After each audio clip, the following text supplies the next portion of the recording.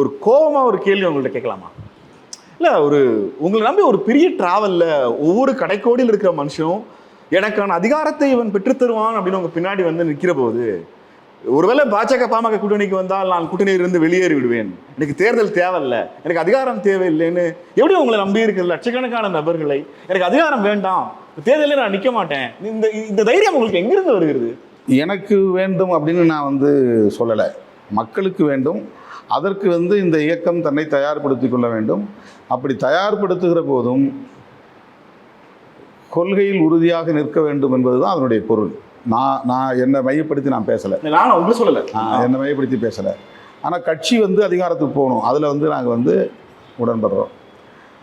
அது ஒரு கூட்டணி ஆட்சிங்கிறத கடந்து அதுக்கு பிறகு ஆட்சியை கைப்பற்றணுங்கிற நிலைக்கு போகணும் அப்படின்னா அது ஒரு எவால்யூஷனரி டெவலப்மெண்ட்டில் தான் அது நடக்கும். படிப்படியாக ஒரு பரிணாம வளர்ச்சியில் தான் அது நிகழும். ஜம்ப்புன்னு போயிட முடியாது. அந்த மாதிரியான ஒரு கரிஸ்மேட்டிக் லீடர்ஷிப் நம்மகிட்ட இல்லை, அல்லது அந்த மாதிரியான ஒரு அனைத்து தரப்பாராலும் உடனே ஒப்புக்கொள்ளப்பட்ட ஏற்றுக்கொள்ளப்பட்ட ஒரு அரசியல் இயக்கமும் இல்லை. கலைஞர் காலத்து அண்ணா காலத்தில் இருந்த மாதிரி, எம்ஜிஆர் காலத்தில் இருந்த மாதிரி அந்த மாதிரி அப்படி யாருக்கும் இன்னைக்கு இல்லை, நம்மளும் அப்படி இல்லை. இப்போ நம்ம வந்து படிப்படியாக வளரும்போது அந்த க்ரெடிபிலிட்டி, நம்பகத்தன்மை அப்படிங்கிறத காப்பாற்றுறது தான் ரொம்ப முதன்மையானது.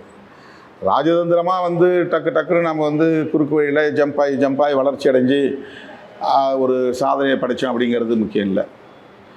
என்னுடைய காலத்தில் நிகழாவிட்டாலும் கூட பிற்காலத்தில் அது நிகழணும்னா க்ரெடிபிலிட்டி அமங் த பீப்புள், மக்கள் மத்தியில் இருக்கக்கூடிய நம்பகத்தன்மையை காப்பாற்ற வேண்டியதுதான் ரொம்ப முக்கியமானது. அப்போ இந்த மாதிரியான முடிவெல்லாம் நம்ம எடுக்கிறதன் மூலமாக நமக்கு வந்து வெறும் பதவிசு அதிகாரம் இது மட்டுமே நோக்கம் இல்லை. நமக்கு வந்து அடுத்து இன்னும் நம்ம நீண்ட தூரம் பயணிக்கணும். நம்முடைய இலக்கு உண்மையான இலக்கை போய் சென்று அடையணும். அதற்கு இந்த மாதிரியான பொதுமக்கள் மத்தியில் நம்பகத்தன்மையை வென்றெடுக்கணும் அப்படிங்கிற மெசேஜ் தான் என்னை நம்பி வரக்கூடியவர்களுக்கு நான் சொல்லக்கூடிய மெசேஜ்.